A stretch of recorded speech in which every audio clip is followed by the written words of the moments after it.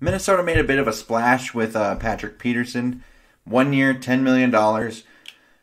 Doesn't seem to have any voidable things on the contract. So that is a straight, just $1 million, not 1 year, $10 million deal.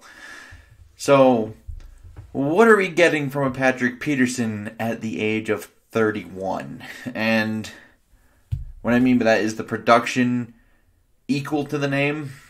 I don't think it is. If you look at the past 3 years, he's averaged on allowing 567 yards. He's allowed 64%, which 64% isn't bad. 12.5 yards per completion, 8 yards per target. That's not ideal. He has 7 interceptions in the last 3 years, but has allowed 13 scores, and has a combined passer rating of 95.6 over the last 3 years. 88.0 in 2018, 99.2 in 19, and 99.2, 98.2 in 2020. So he's fallen off a little bit the last 2 years compared to 2018. Pro Football Focus would also show that. His grades have gone from 82.5 to 68.6 to 55.2.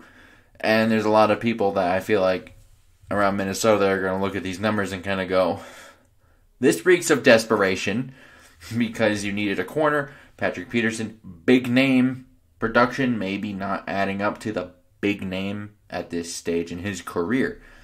And I will say we need to look at what Minnesota fielded at corner last year. It was not good. So if you just take the top 3 guys by snap counts anyway, who played corner for them, you have Cameron Dantzler, Jeff Gladney, and Chris Boyd. So the combined total of that was they allowed 1,652 total yards and 551 yards on average. Now, that is lower than Patrick Peterson's 567, but they also allowed a combined 68.2% for 12.2 yards per completion, 8.3 yards per target, and they got two interceptions, both by Cameron Dantzler, and then they allowed a combined 12 touchdowns. So they allowed a combined quarterback rating of 109.7, Dantzler being by far the best one in that category at 92.8, Dantzler 118.1, and then Boyd is 121.4. Dantzler looks to be the most promising after year 1, although Gladney does have some slight excuses, I think, just because he wasn't a nickel coming out from college, in TCU to the NFL. He wasn't playing pure nickel. He mostly followed the number 1 receiver of the opposing team at TCU, and then he had a meniscus trim-up thing right before the season, so perhaps he has a little bit of excuses to not be the best in his rookie year. But Chris Boyd was in his second year, going into his third this year. Was not good. He was worse than Gladney. Excuse me. But yeah, Boyd was worse than Gladney going into his third year now.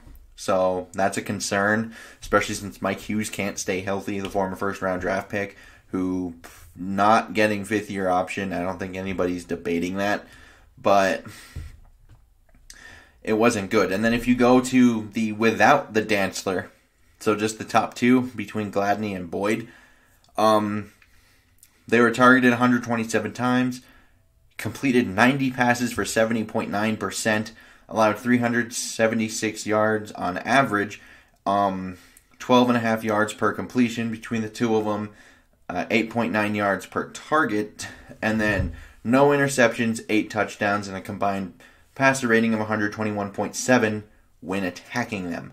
So, when compared just to those averages, Patrick Peterson's a very clear starter for this team, even if he's falling off. Like, when you kind of look at the Minnesota defense back in 2020, the one thing that I kept saying was it's a preseason defense. And what I meant by that is most of the players belonged in the preseason. third quarter, second quarter of a preseason game.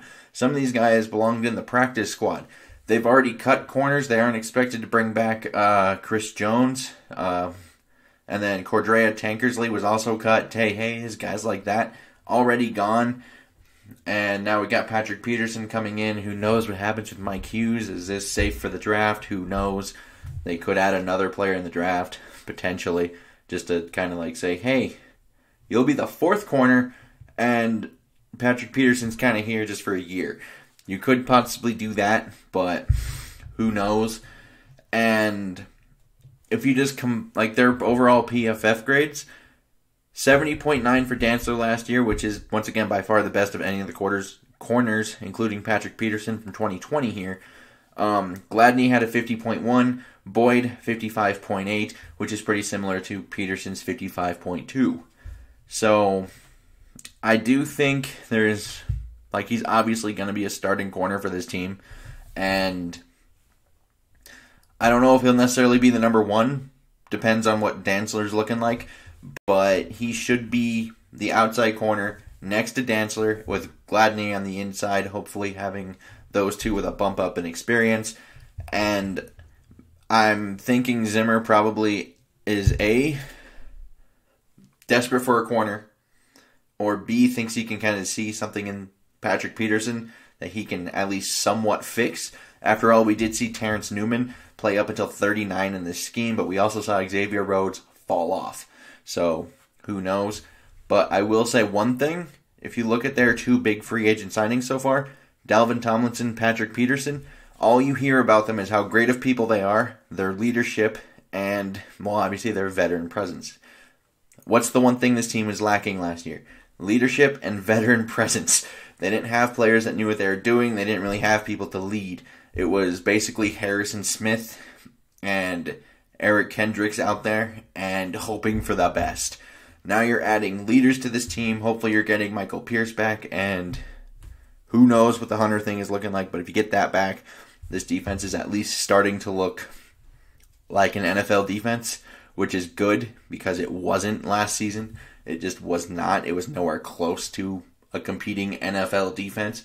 So I don't think this is necessarily a bad move, because I don't think we need 2015 Peterson. I do think we need a better version than 2020 Peterson, but I don't think we're going to need like all-pro, shut-down corner Patrick Peterson. We're just going to need just play okay. Don't be a complete disaster liability out there, and just kind of guide these young boys in the right direction. I think that's kind of the goal here, and I don't think I mind it. I really don't, just because of that. Because they do desperately need that. And even if William Jackson or Shaq Griffin obviously went for more money than $10 million, but they don't bring that same leadership presence that a Patrick Peterson does.